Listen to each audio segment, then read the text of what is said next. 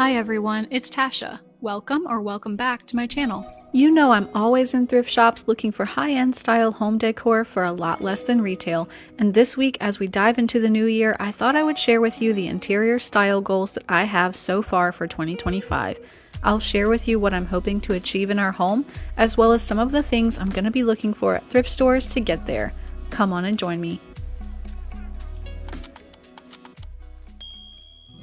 For the past 4 years or so, since before I knew exactly what it was called, I was going for an earthy toned, transitional, modern charm look in my home.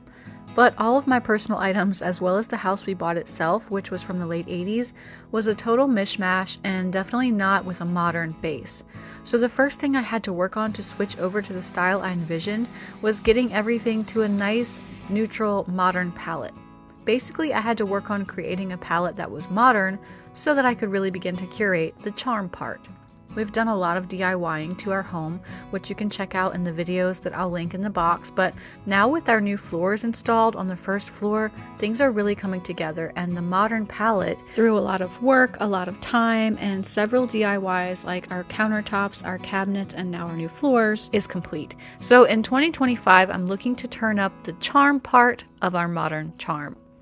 One of the main things I'm going to be focusing on this year is adding warmth and character. It's not that I haven't already started with that, but I'm going to be zeroing in on adding more. A few ways to add warmth into your home include layering your textures by using varied high-quality fabrics, using plenty of natural materials, and choosing tactile upholstery and curtains. Also, you can layer your lighting by including not just an overhead light in rooms, but various lamps and sconces to create more ambiance. Also, you might opt for some deeper and darker tones to create depth. I'm going to be focusing on varied textures, adding in more historic weathered pieces for character, and looking for more interesting heritage style pieces. By way of example, some things that I've already curated that I would consider to fall into this category of adding charm are when I made these cafe curtains for my kitchen. I definitely think that those added texture here, and the natural material of the cotton and linen blend, as well as the subtle stripe pattern, added a lot of homey charm to this kitchen space. Another example would be this very oversized basket that I thrifted. So just the sheer size of this piece and thus its larger impact, as well as the braiding on it and the high texture on it, I think that's a good example of that charm as well. I also just this past week installed these two sconce lights to help layer my lighting, which I didn't thrift, but I got them from Amazon, and so I can link those. I think that layered lighting is a great way to add charm and warmth to your home. And these particular lights can be hardwired or plugged in, and so I've just opted to plug them in, and then I'm using some cord covers, which I also picked up from Amazon, and I plan to paint those to exactly match my wall color soon as well. But as I've shown you in the past, I've also thrifted some candle sconces, which I've added to my bathroom, and I think that those are definitely another element of charm and warmth, as well as various vintage wooden frames with lots of details. These types of things can help you create a collected feel and a really charming style juxtaposition. So as I said, I'm going to be looking at thrift stores for more unique and heritage style pieces. I'm going to try to slowly and mindfully swap out pieces that I own that have served me well, but could be upgraded to a more solid heirloom quality or simply more interesting and impressive pieces. So for example, this TV console is totally fine. It can be donated for someone else to use, certainly, but there may be a more impactful piece for my space that I could switch it to, so I'll be on the hunt for that. I'm also keeping my eye out for quality end tables, especially looking for ones with a custom and collected feel, maybe something with turned legs like the ones shown here, and I keep thinking I'm going to find this at the thrift store at some point soon, so I'm just on the hunt, and this is what I mean by adding character and charm.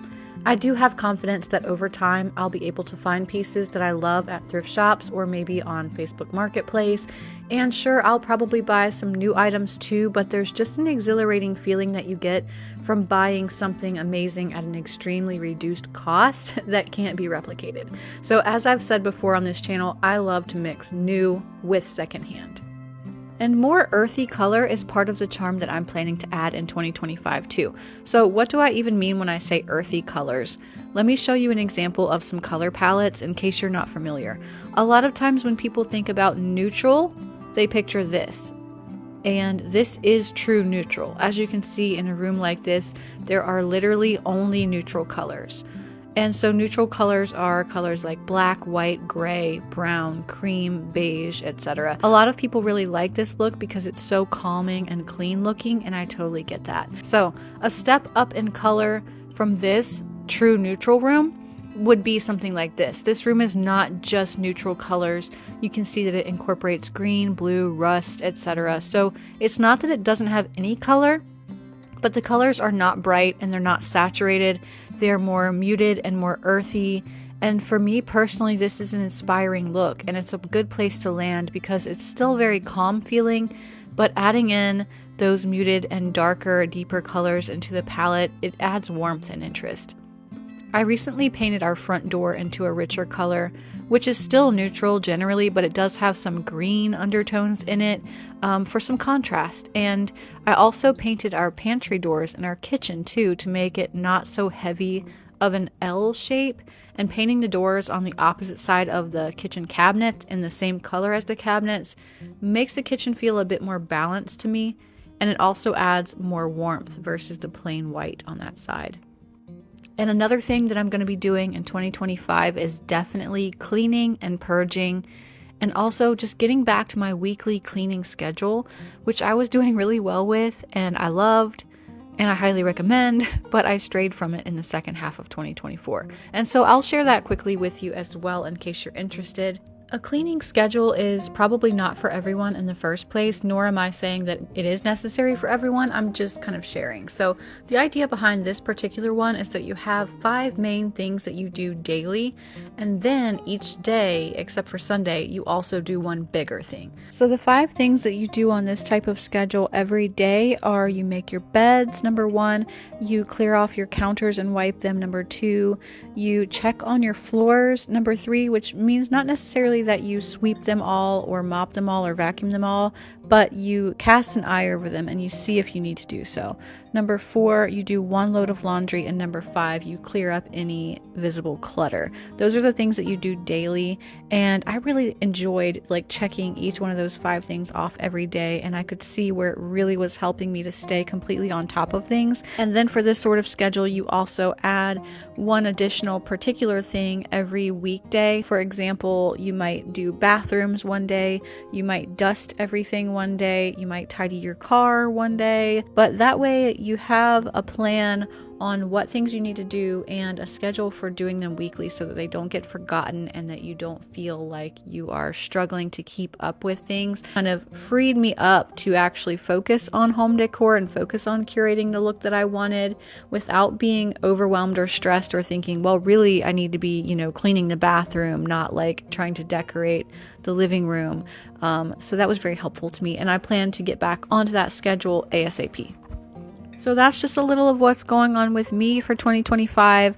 I hope that some of that resonates with you, and do let me know what your goals are for this year, especially as it relates to your home. Are you looking for particular things in the thrift shops? Are you looking to pare down and get rid of things and take things to the thrift shops? That's definitely valid as well.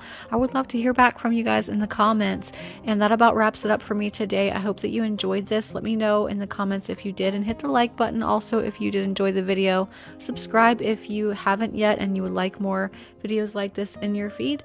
I hope that everyone has an excellent week, and I will see you at the next video.